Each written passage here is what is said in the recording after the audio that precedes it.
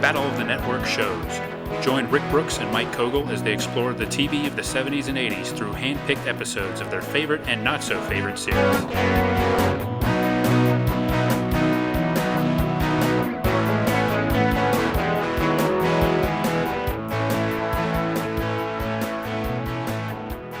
All right, welcome back to Battle of the Network shows. This is a bonus episode. We know we've been off for a little longer than we expected, huh? Yeah, there's been a little bit going on, but Yeah. It's good to say hello to you again, Mike, and hello again to our listeners out there. You also, Rick. Thank you for remembering to say my name since I didn't. And, you know, usually because we're talking about the past and we're not all that serious here, we don't get into what's going on now too much, but we did want to talk about it a little bit, just to acknowledge that the world is in a weird place right now. Yeah, we like to talk about things that may be a little bit timeless. We have done shows, we've done the baddies in different time frames and maybe different planes, not subject to the normal rules of time. Right. But we ourselves are living in the real world, I think we must acknowledge. Yes. So it does seem like we should at least say a little bit about that. Yeah. Now, I don't know. I mean, I think if there hadn't been this pandemic and we weren't isolating, we might be in the beginnings of a new season right now as far as airing them. I think we're going to take a couple months off anyway. Yeah. But as things turned out, it's been a bit longer, and this is our first attempt at doing some remote recording. So hopefully, if you're hearing this, it went well. And if it didn't, if you're not, then you don't know that this is happening. But that's true. You know, we were kind of holding off on some of that and dragging our feet too a little bit, I think, and just adjusting to the current state of things. Yeah, I think we've always enjoyed recording at the beautiful Battle of the Network show studios. And, you know, it's nice, but maybe we can do some shows going forward this way. And at least for now, we thought we could get something out and talk about what we've been up to, catch up a little bit, and let people know that we're still around. And we do have every intention of resuming the podcast. And I think we also want to take care of some unfinished business from our season 7. Right. Yeah, there's still... And by that I mean, don't worry, we will have our traditional baddie awards.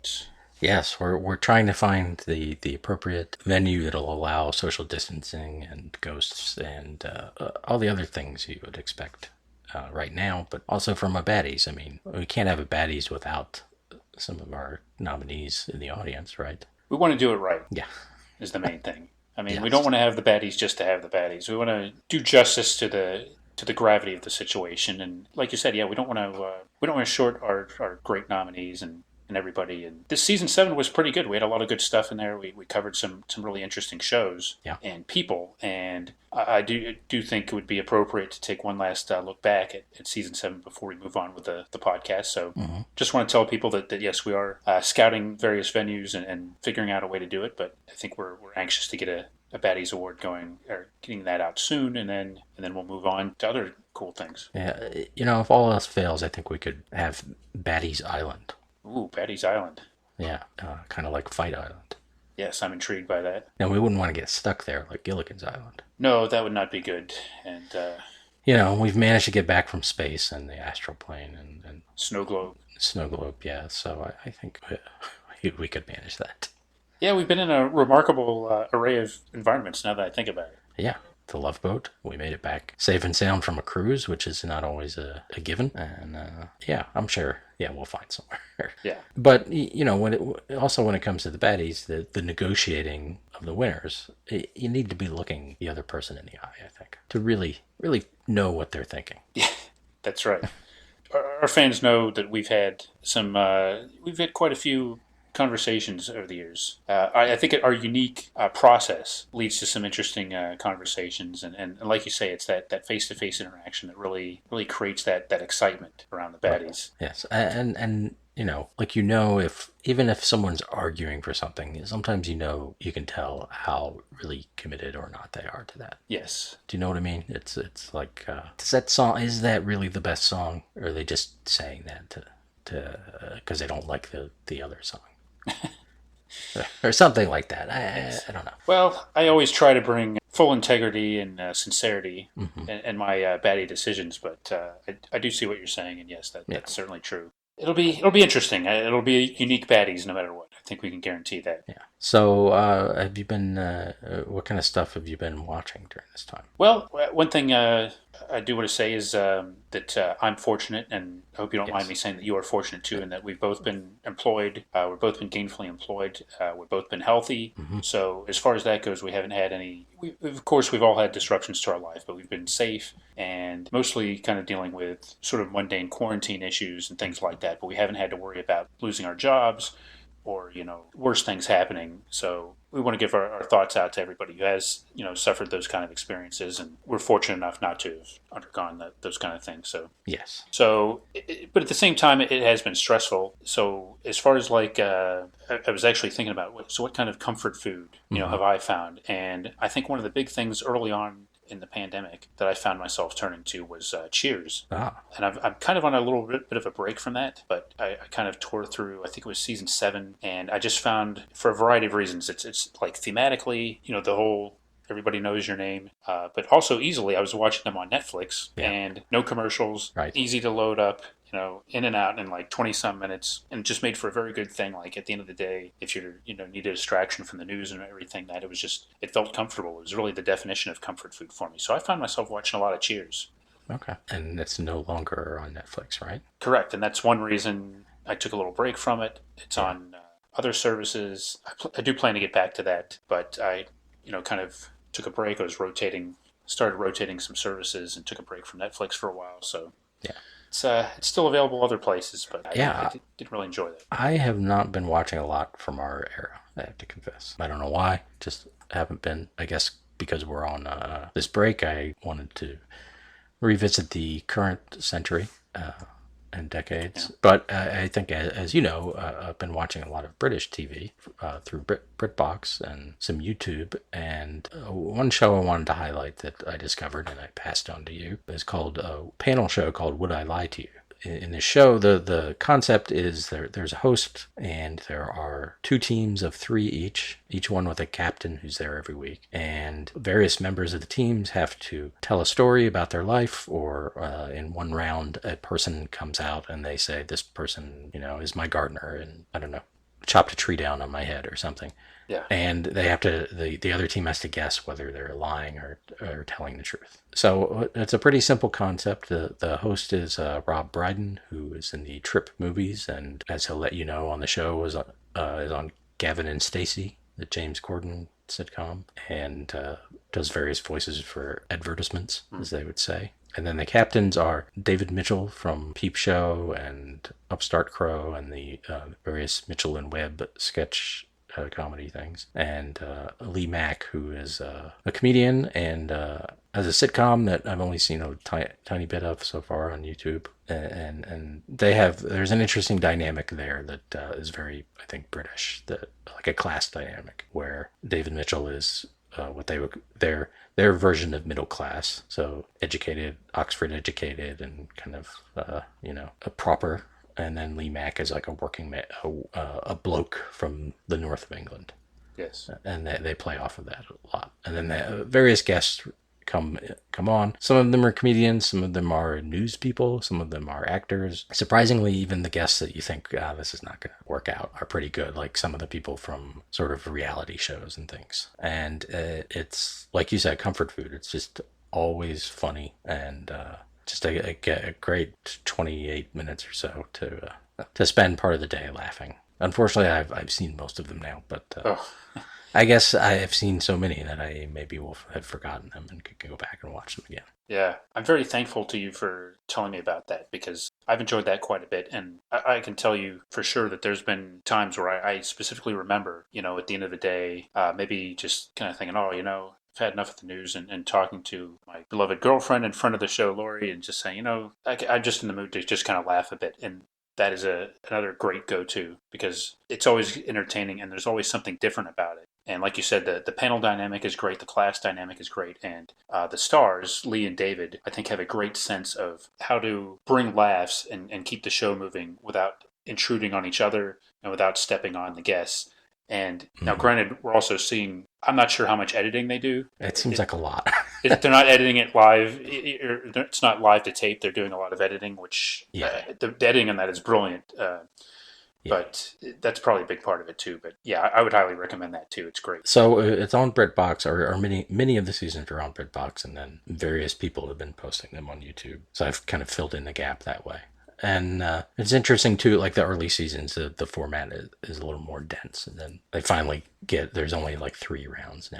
The home truths, which is just different members of the teams tell lies, and then this is where that's where they bring out a person, and quick fire lies, which is like supposedly a quick round, but I don't know. And they say things in the early ones about there being a timer, but I've never noticed a timer. Yeah. I guess the kind of deal is they get in what they can, and then the show's over. But that's often where Lee Mack especially gets to shine. He's very good at creating So if they're telling the lie, then it's supposedly something they've never seen before. So someone on the staff wrote up this lie, and they have to go with it. And he's very good at sort of playing that as if, of course, it's not true, and yet as if maybe it is true. Like there was one about keys where he had this elaborate color-coded key system for keys, and he was able to come up with all the different colors for what key did what, and say them repeatedly and very quickly. Yeah, he's very good at mocking the format and mocking himself,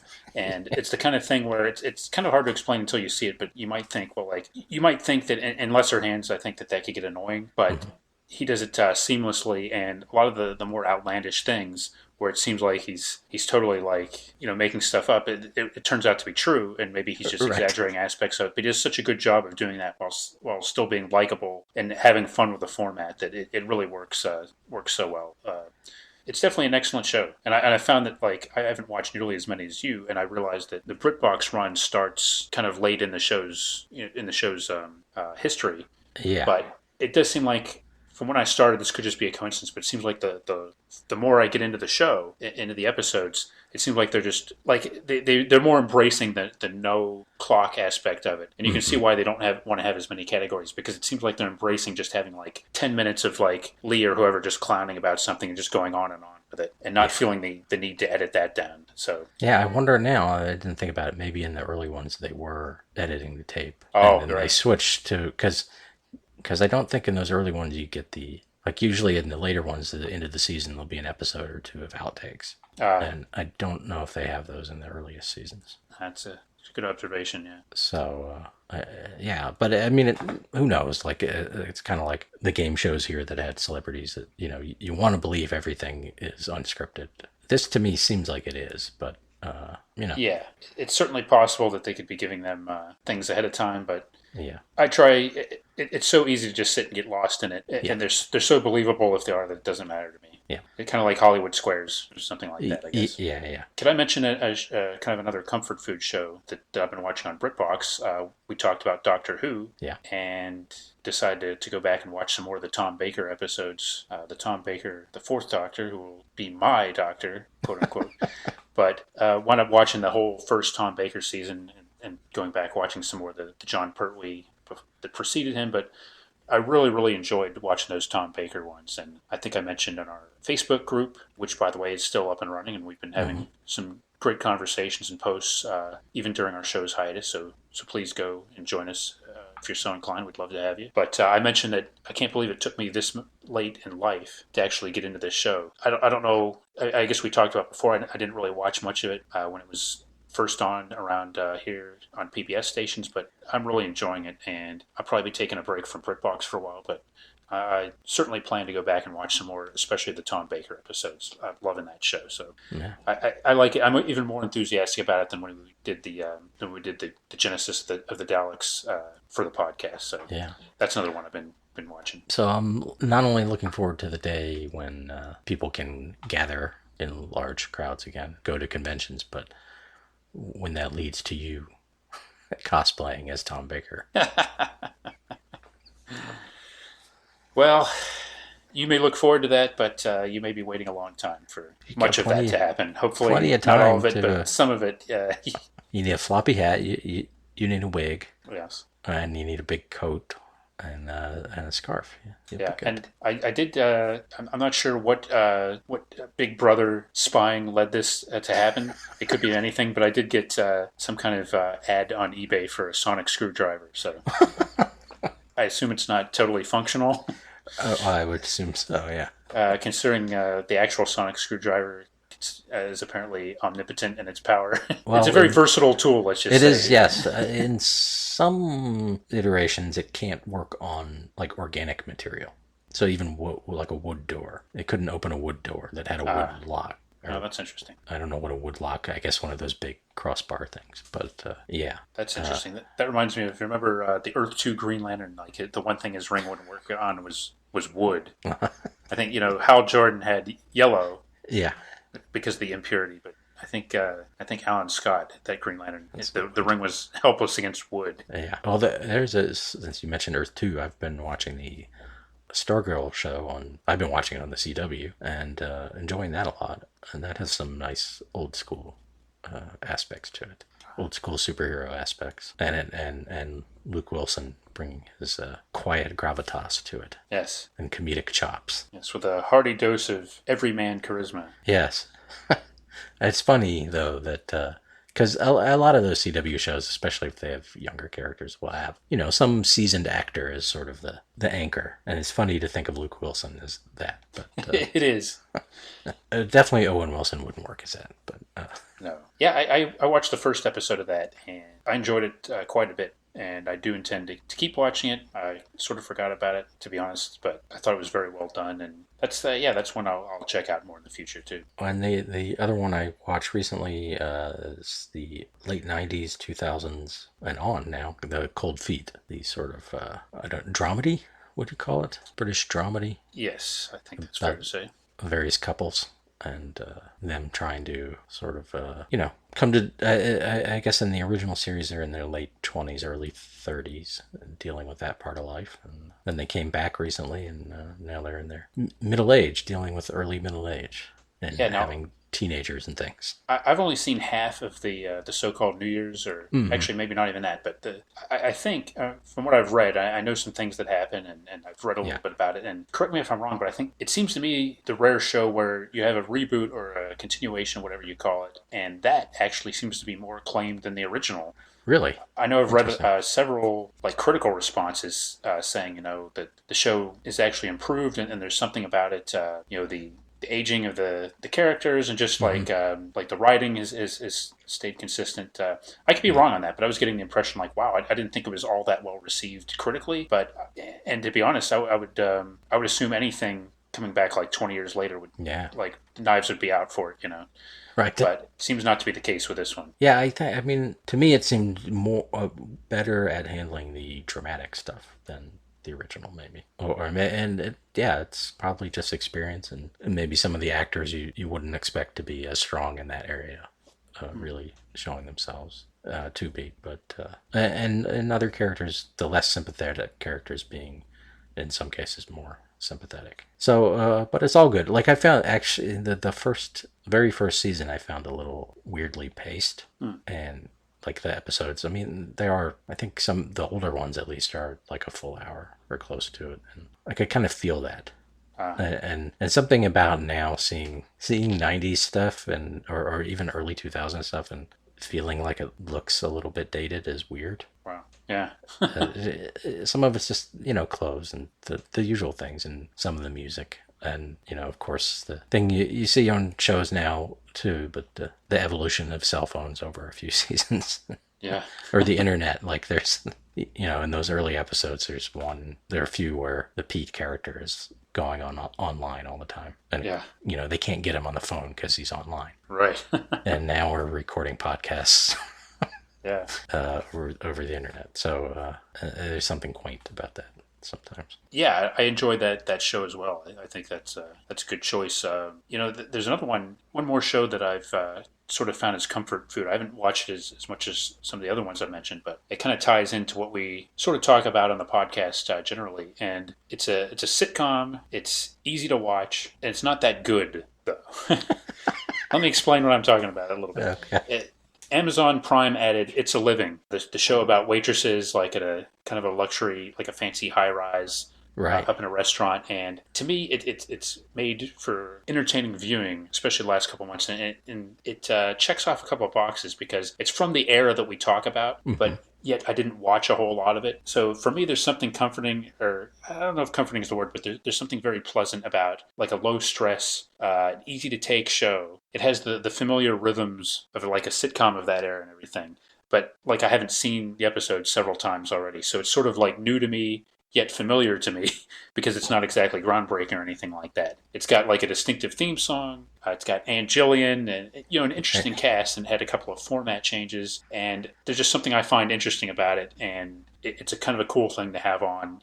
Not necessarily have to pay 100% full attention to, but I found it enjoyable. So I'd add that kind of as my sort of relaxing comfort viewing show to the list I've made here. Speaking of Ann Jillian, do we know whether Peacock is going to have Bob Hope specials on it? Ooh, I wish they would, but I haven't heard anything like that. Yeah, I assume they own those, unless the Bob Hope estate somehow owns them. Yeah, I don't know. Well, there was some kind of licensing deal with Time Life. I'm still waiting for Amazon Prime to upload more than just the Christmas episodes that they have up there now. Right, that's right. And I think they have I think Prime Video is showing the Christmas Bob Hope ones through some kind of agreement with the distributor that's with Time Life, I think. So Okay. I'm not exactly sure what's going on. I suspect that maybe Time Life has rights now, but maybe NBC would have some other kind of rights. I don't know, but that'd be great to put up there on Peacock. Yeah. I hadn't even thought about that. I haven't heard anything, but that'd be very cool. I think of Ann Jillian or Bob Hope when I hear Ann Jillian's name. Yeah, I feel like she was one of his regular, singing ladies on there. I That might think be where I saw her first. I think you're right that she was on those regularly and was promoted as being on those, and there are a bunch of those available without too much difficulty. And I haven't watched as many of them as I'd like, and a lot of times I just really cross my fingers that they don't get pulled. So I'm not going to really mention it. Yeah. Where exactly you can find them, but Yeah. that would be cool to see those on there. And that's something else that's happened. We've had a couple new streaming services in the time, in our Right. hiatus. They haven't really. There's HBO Max, which didn't have a whole lot for 70s and 80s TV fans that I saw, but Peacock seems to be much stronger in that category. Not with a whole lot of surprises or new things, but still offering like a lot of free things. And I don't have Peacock right now. I haven't seen it, but I assume it's uncut and with commercials maybe, but that they're not hacked to pieces like they are in the digital subchannels. You would hope so, yeah. Based on NBC.com, those are uncut, right? Yes. Oh, and in the interest of full disclosure, I should also mention another thing that we've been watching and talk about definition of comfort food. One more I'll mention maybe is Murder, She Wrote, which has moved to IMDb TV, Right. Which has commercials, but like the first 5 seasons of that they're not on Prime Video per se or Prime Video proper, but they're on IMDb TV. And I guess I have to say, Mike, I have more fun watching that show than probably just about anything else. Wow. I have a theory. Yeah. In this stage of your life, you really like shows with British actors with large blue eyes. Well, I think there is some credence to that theory. I think it's some sort of ancestral longing in your DNA. I could go more down that road, but that aforementioned friend of the show and beloved girlfriend is going to be listening. Don't want to talk too much about Jessica Fletcher. You might be onto something there, but it's almost like a mystery version of the Love Boat for me too, because Right. Like the guest list always has something interesting for me, and Yeah. in and out of there, again without too much muss or fuss, and have a great time watching it. So I've managed to keep a lot of my television viewing squarely in our time frame, I must say. That's good of you. I clearly am not, but maybe I will find something soon that piques my interest again. Or as we get geared up for another season, I'll certainly. Well, I guess a few cartoons. Spider-Man cartoon from the 80s. Well, I know you watched all of those, I think, but Oh yeah. I still got some of those to go, but that's certainly been good fun. Yeah. I need to finish those. Maybe get into rewatching Spider-Man and His Amazing Friends. Yeah. Another thing I've been doing in recent months, I've been amassing some more research materials for the Battle of the Network shows library. Right. Some things that I think we'll be able to make use of, not just in the podcast, but on the website as well. We did have to move back the groundbreaking on the Battle of the Network shows library. Yes, because of things. Yeah. Unfortunate casualty of the times, but still Still in the future. Yeah, I mean, we were hoping to secure a spot on the National Mall, but they're pretty much out. So Yeah. yeah, we and we considered maybe buying the where the museum was, but that might require like a Kickstarter or something Yeah. to Well, fund stay, that. keep watching for that. But for now, I think it'll have to be a virtual entity Hmm. and also a bunch of junk piled up under my desk. But I have been working on that, and just as a reminder to people, battleofthenetworkshows.com. We put things up all throughout the week. We're still Yeah. doing the top 10 list every Sunday, and this day in TV history, spotlighting things, posting old commercials, promos, things like that, birthday wishes. So Yeah. please keep checking in on the website, and that'll also be a good place to stay up to date on our plans for the podcast. But the Facebook group would probably be the quickest way to be in the loop on that. When you say, Yes. Yeah. I think we've been a little lax on some of the other social media places, but you've definitely been cranking out content for the website, and the Facebook group has been nice and active, and even discovered a few shows and things that we didn't know about. So that's been fun, and I got to show up on another podcast from friend of the show, Tim Blevins, called Menage a Pop, yes, where I I was on 3 episodes and talked about different bits of ephemera, pop culture ephemera from our era. Actually, it turned out all of them were, but they were important to me in different ways. So check that out if you really have a hankering to hear one of us talk some more about stuff. And it's a fun podcast in general. So I would highly recommend that during the time off, and you can find that at your usual podcast sites, and also the website, it's not a hologram, I think it's nhapod.com, nahpod.com. it's a great podcast. I love what he's doing. It's a great companion to 20th Century Pop, Mm-hmm. which we also enjoy. And you were great on there, Mike. And it was nice. Of course, we've had endless conversations about all kinds of pop culture minutia over the years. Yep. But for our listeners who are used to our regular format, it's a nice opportunity to hear you talk about other things that don't necessarily directly tie into 1970s and 1980s TV, but are part of that same great pop culture area. So yes, I would urge people to go listen to that. It was great. All right. Well, we'll wrap that up, and we're gonna have some more bonus episodes coming your way while we sort things out. Thanks as always for listening, and we hope you're all doing well. Yep. Stay healthy. Stay safe. Thank you for the continued support, and we look forward to bringing you more bonus episodes, and like we said, the baddies, and getting back with season 8 as soon as possible. And hopefully you'll join us as we get back in it and start giving you regular Battle of the Network shows once again. Join us next time for another exciting episode of Battle of the Network shows. Learn more, leave feedback, and suggest future episodes at battleofthenetworkshows.com. Follow us on Twitter at BatNetShows, and like our Facebook page, facebook.com/Battle of the Network Shows.